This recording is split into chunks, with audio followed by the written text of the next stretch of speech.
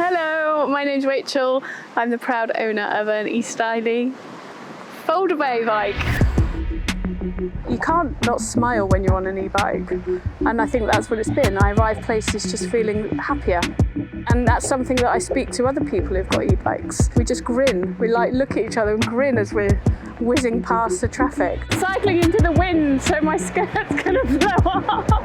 I've had the bike for about a year, and I've wanted one for ages, but it's about finding the right one. My house is quite small and narrow, and the entrance ways are a bit difficult to get in, so I knew I wanted something compact and something fold up as well. I also have to run children around as well, so having something that I could just chuck in the back of the car and then whiz off and go and pick them up or drop them off and then ride to work or ride to meetings was just worked really well for me, so it felt like the obvious choice. So I work for myself. I'm a freelancer in a marketing consultant, so I'm always running about having meetings. I work in some offices that are either in town or outside of town, so and parking is sometimes limited, and traffic either in the mornings or during the school rush hour is always a problem. So the fact that I can hop on my bike and I know I'm not going to be late for a client, I know I'll arrive at a meeting without stressing because I couldn't find a parking space. I do a yoga class at the weekends. I use it to go to exercise class.